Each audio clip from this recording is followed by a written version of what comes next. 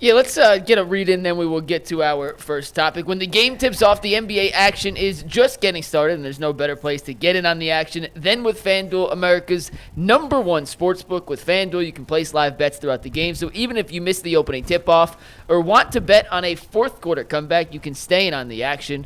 And if you're looking for a bigger payout, you can even combine your live bets into a same-game parlay. Right now, new FanDuel customers can get $150 in bonus bets if their first $5 bet wins. Just visit FanDuel.com/UCSS to join today. That's FanDuel.com/UCSS for your shot at $150 in bonus bets. Make every moment more with FanDuel, the official sports betting partner of the NBA. Okay, guys, so when accepting the Davey O'Brien Award earlier this week, which is given to the nation's best quarterback, Cam Ward had this to say. And Steve, you want to take this full. From Cam Ward, and I quote, "Okay, you're either going to draft me or you're not. If you don't draft me, that's your fault. You've got to remember you're the same team that's got to play me for the rest of my career, and I'll remember that," end quote. We have talked at length about the Browns potentially trading down from the number 2 spot, whether it be to number 3, to number 6, 9, whatever the case may be. But what if the Browns decide that there is one player in this draft that is too good to pass up and too good to potentially miss the opportunity to select at number 2, whether it be a quarterback, whether they love Cam Ward and don't love Shedeur Sanders or vice versa, or Travis Hunter or Abdul Carter. Jason, is there any chance you could see the Browns trading up to the number 1 pick as opposed to staying at 2 or trading down because there is one player they view on another tier than everyone else?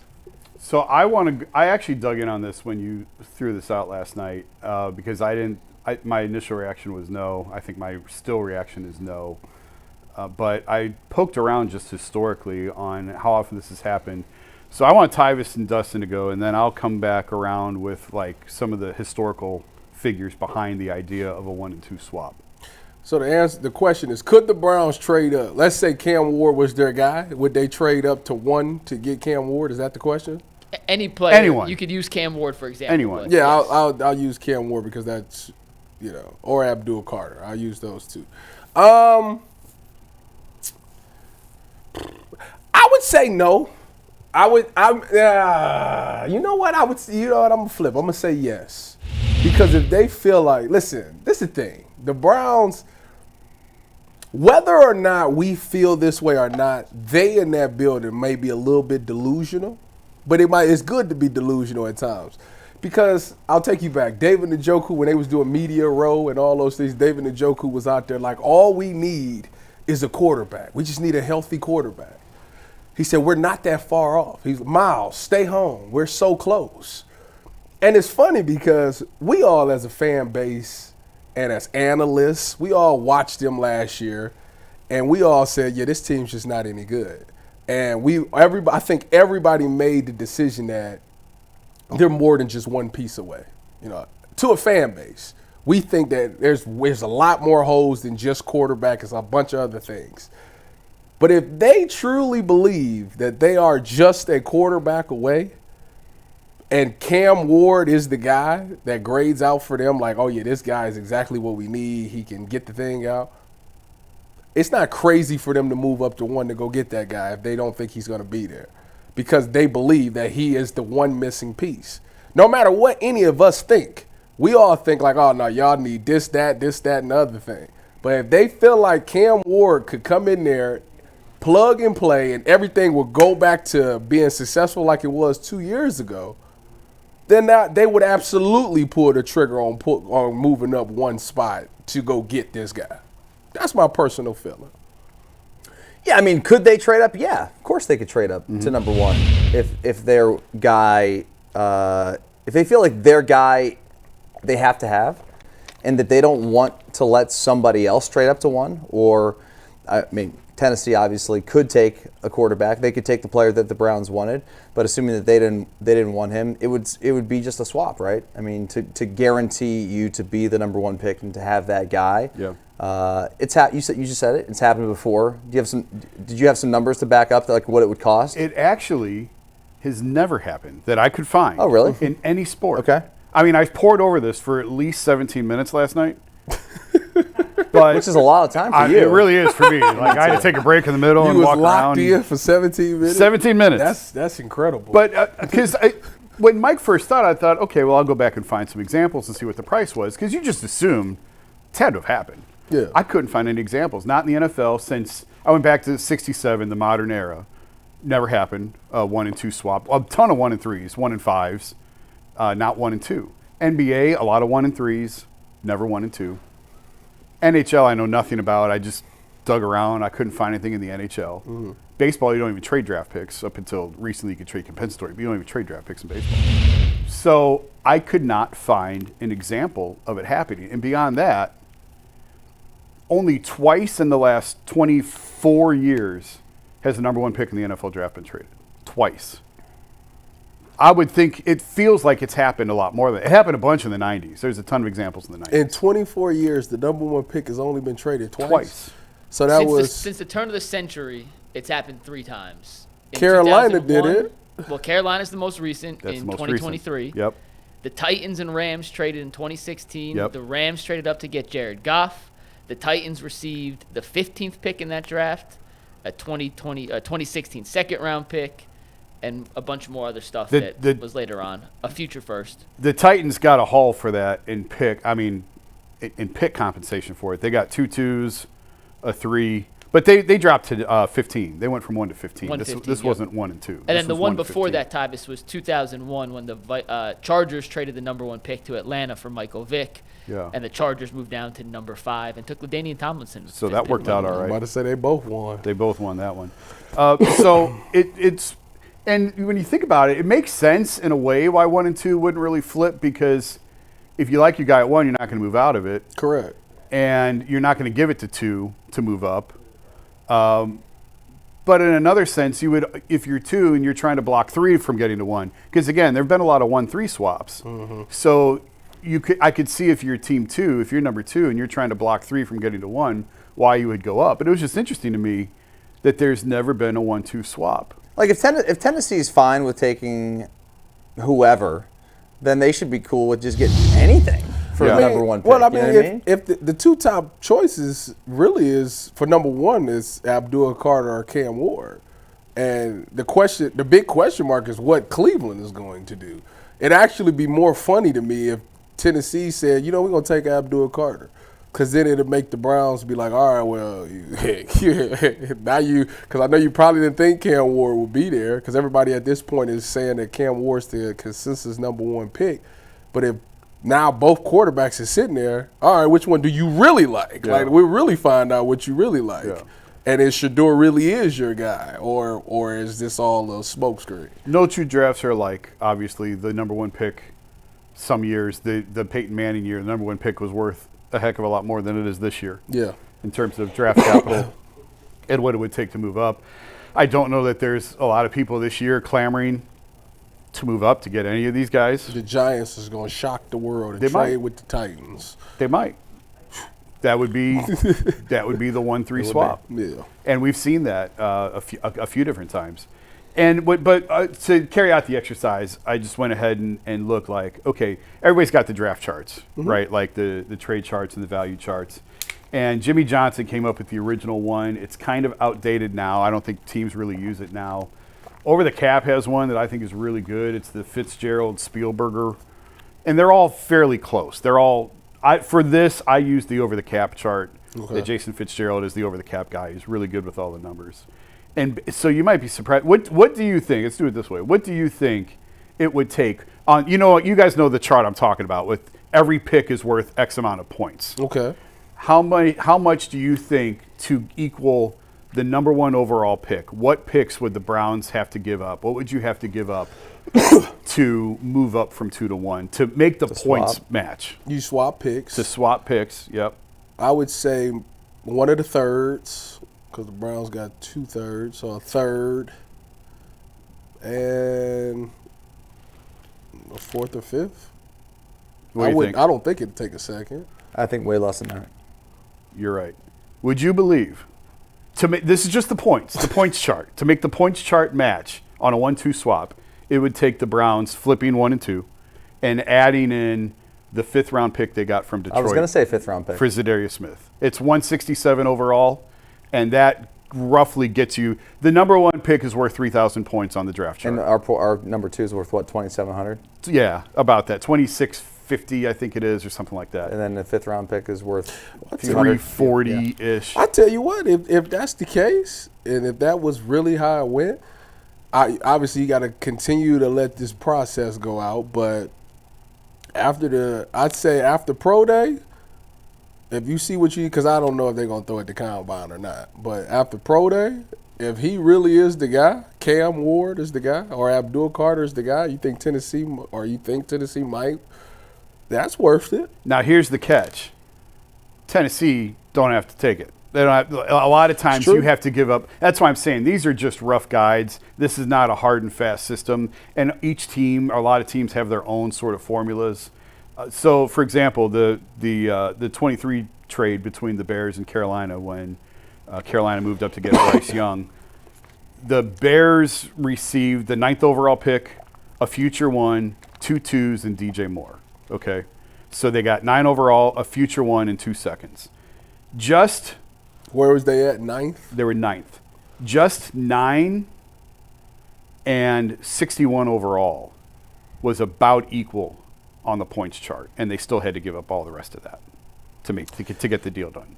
So that's what I'm saying. Like, it's not a hard and fast rule. This is just sort of guidelines to go off, and not every draft is the same. You know, a lot of teams were clamoring for Bryce Young at the time, and I don't know how long the line is for these guys right now. So this is just. I mean, I'd do it. I would do it right now. If I'm the Browns, to be able to have that peace of mind to know that you can have you're any in control player, of the draft. Any player in the draft, I think that is something that would be of interest to them. It'd have to be. Yeah.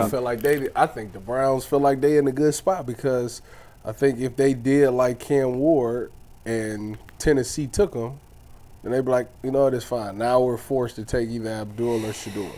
Realistically, I think you would probably have to give up a 3. Oh yeah, like I said, at least 1, 3, 5. The points, you kind of have to throw that out because if you're Tennessee, how can you come out and say we gave up the number 1 pick for a 5th round pick? Yeah. Do you think the price goes up or down the closer it gets to the draft? Up.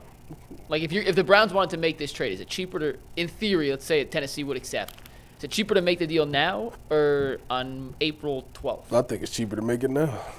Because you're desperate then, and they know you're desperate. Yeah, I think the price would go up the closer you get, but it's still a matter of, I mean, how many times you heard of beauty's in the eye of the beholder. I know when the Cavs, I'll go back to when I was covering the Cavs the year of the Anthony Bennett draft. And I'm not calling this NFL draft either. I'm just saying, that was a draft everyone looked at as like, there's nothing great at the top. And they tried like hell to trade out of that number 1 spot. And they couldn't get the value for it that you've seen in the past. And they kind of got stuck there and had to throw a dart, and they missed badly on that dart.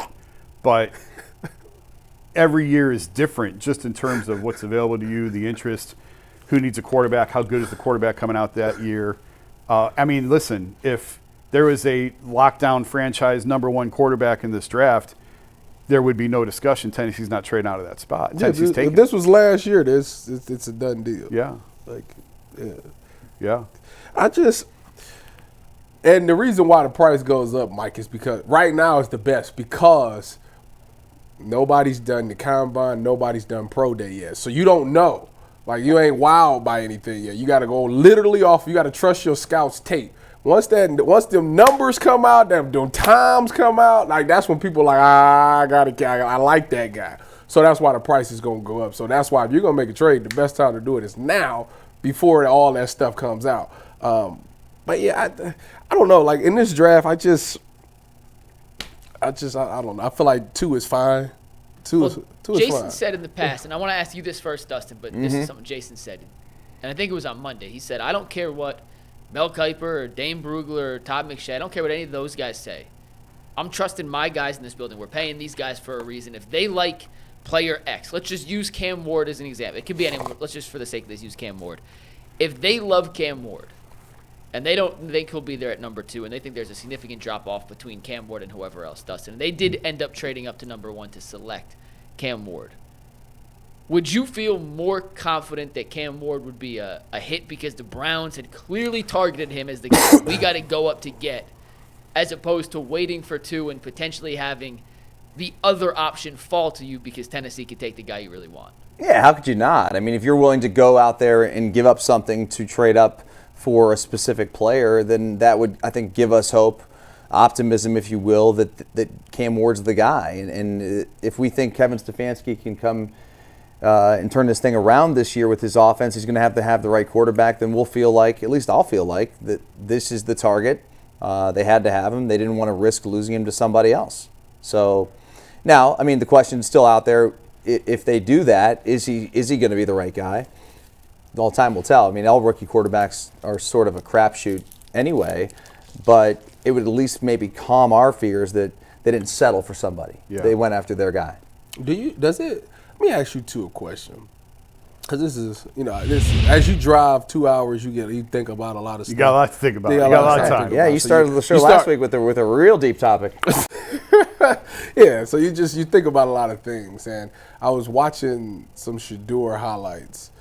And I watched Cam in the past, but I was watching Shedeur today because obviously Cam made the joking comments that he's always checked down Charlie and stuff like that.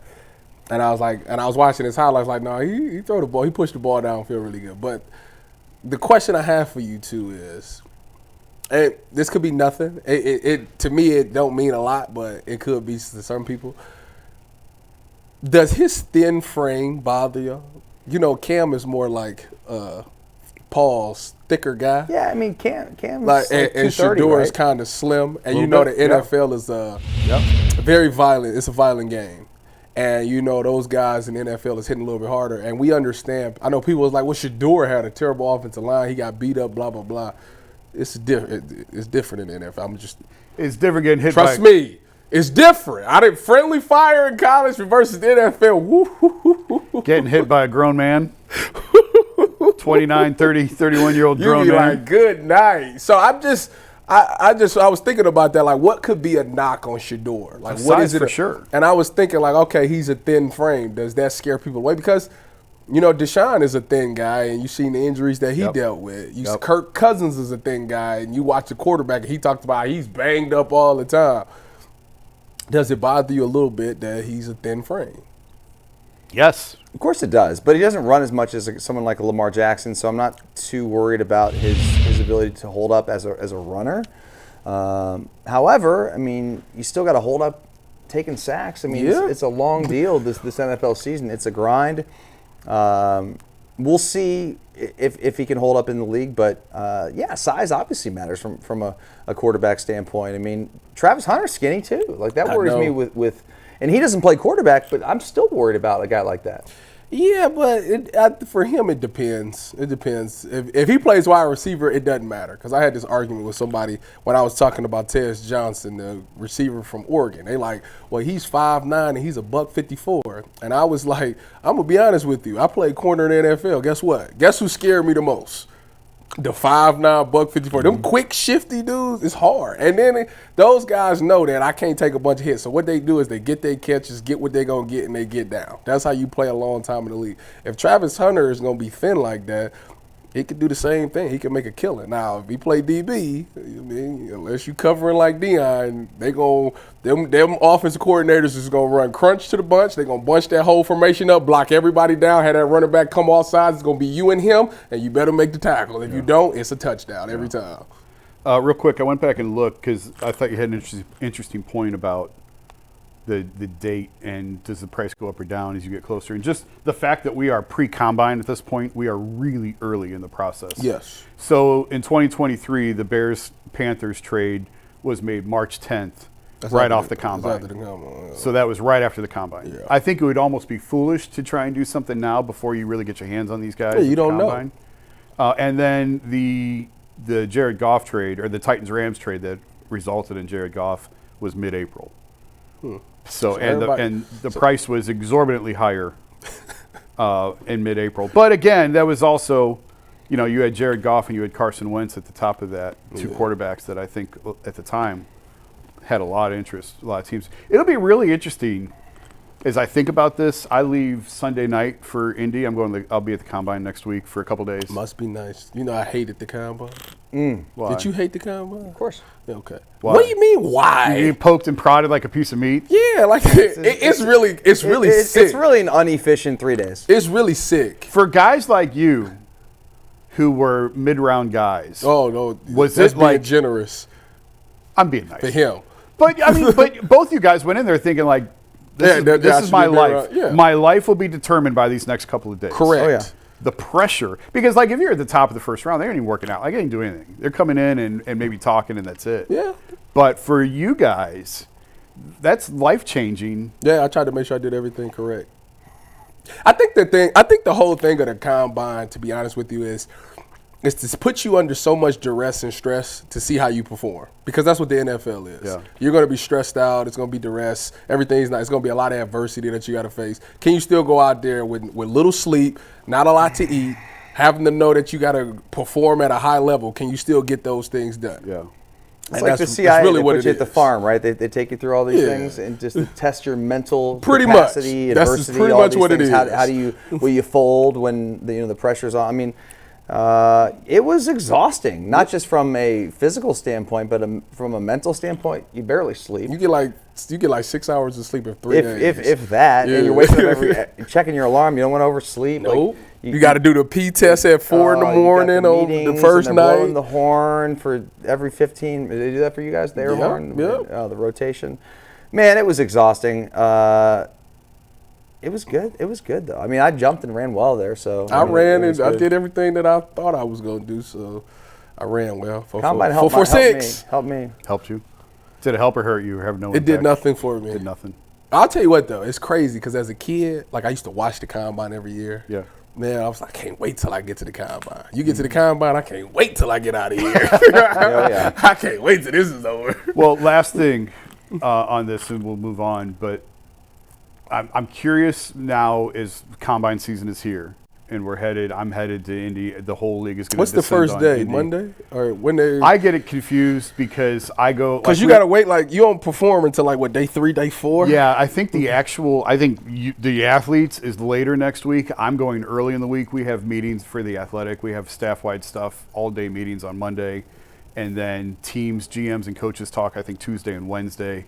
And then we get into the athlete performance a little bit later in the week. But I'm just curious. There's a narrative on this draft right now. How much is the narrative going to change? And that's a question for another day. It's a topic for another day. Yeah. But I'm just thinking about this now.